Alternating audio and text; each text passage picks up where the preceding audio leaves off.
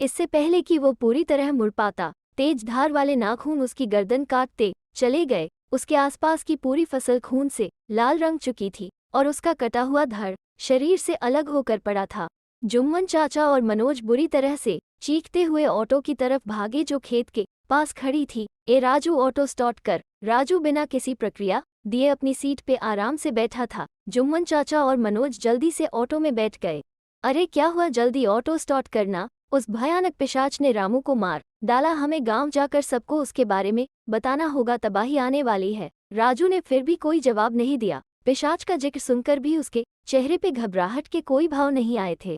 राजू, तुझे सदमा लगा है क्या? जल्दी ऑटो स्टार्ट कर वरना हम सब भी मारे जाएंगे। राजू ने धीरे से अपना सर घुमाया। उसके चेहरे पे मुस्कुराहट थी। जुम्मन चाचा और मनोज को कुछ भी समझ नहीं आ रहा था। तभी एक विशालकाय भयानक हाथ ऑटो के अंदर बैठे जुम्मन की गर्दन पे जाकर कस गया। जुम्मन ने लाख कोशिश की छूटने की, लेकिन वो हाथ उसे खींचकर ऑटो के बाहर घसीट के ले गया। मनोज तुरंत ऑटो से निकलकर जुम्मन की मदद करने भागा, लेकिन ऑटो की रोशनी में उसने जो नजारा देखा वो किसी भयानक सपने से कम नहीं था। एक 7 फीट का गहरी काली त्वचा वाला डरावना प्राणी जुम्मन के ऊपर पूरी तरह झुका हुआ था। पूरे वातावरण में झिंगुरों की आवाज के साथ जुम्मन की गर्दन का मांस चबाए जाने की आवाज आ रही थी। गुर गुर गुर गुर गुर, क्रंच क्रंच क्रंच। जुम्मन का शरीर थोड़ी देर तक थरथराता रहा और कुछ देर में शांत हो गया। ऐसा भयानक दृश्य देखकर मनोज डर के मारे कांपने लगा। अचानक उस भयानक पिशाच ने जुम्मन की गर्दन से मांस उधेड़ना बंद कर दिया। उसे भी पीछे खड़े मनोज की उपस्थिति का आभास हो गया था। वो एकदम से मनोज भी अपने पीछे की तरफ मुड़ा और पूरी ताकत के साथ भागने की कोशिश की, लेकिन वो 7 फीट का पिशाच असामान्य रूप से तेज निकला। उसका भयानक पंजा भागते हुए मनोज की छाती चीर के पार हो गया। खच, मनोज के मुंह से खून का फनवारा छूट पड़ा और वो भी वही देर हो गया। ऑटो में निश्चिंत बैठा राजू ये सब देख रहा था। मौत के इस तांडव के बाद वो ऑटो से बाहर निकला और पिशाच के पास जाकर पहले अपना सिर झुकाकर उसका अभिनंदन किया और अपने घुटनों पर बैठ गया।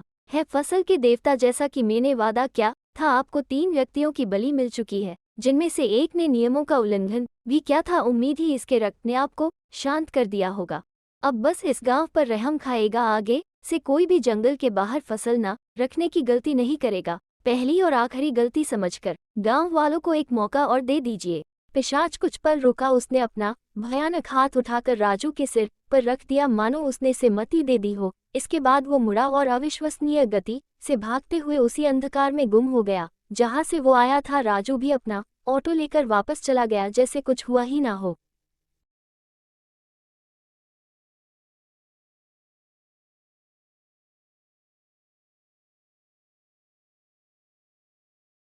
तब तक आप लोग अच्छे से अपना सफर एंजॉय करें और बाहर दिखने वाले नज़ारों के मजे ले। इस खूबसूरत गांव का नेम खेंडा ही खेंडा के पास बस रोक देना। गाइड ने उस व्यक्ति की तरफ देखा। उस युवक ने एक सरसरी निगाह से गाइड की तरफ देखा। उसकी आंखों में कुछ ऐसा था कि गाइड की सिट्टी विट्टी गुल हो गई। वो लंबा सा व्यक्ति उस गाइड के पास आया और धीमे से बोला, मैं यह नहीं कह रहा कि बस ये रोक दो, बस मुझे उतार दो, मैं अपने रास्ते निकल जाऊंगा।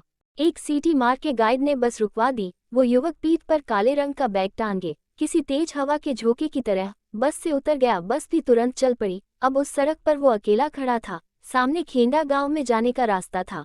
अगर रिपोर्टिंग में डेस्टिनेशन तक पहुंच गया हूँ। आज अनोमली नंबर 263 के बारे में जितना हो सके उतना जानने की कोशिश करूंगा। डाटा कलेक्ट करने के बाद उसे पकड़ने की योजना बनाऊंगा। जैसे ही उसके बारे में कुछ ठोस पता कर लूँ अपनी टीम को रिपोर्ट करूंगा। और हाँ, जब तक मैं खुद रिपोर्ट करूं मुझे कांटेक्ट मत कीजिएगा। मैं किसी को भी शक करने का मौका नहीं देना चाहता हूं। फसल देवता पार्ट 3 के लिए चैनल को सब्सक्राइब करके बेल आइकन जरूर दबाएं।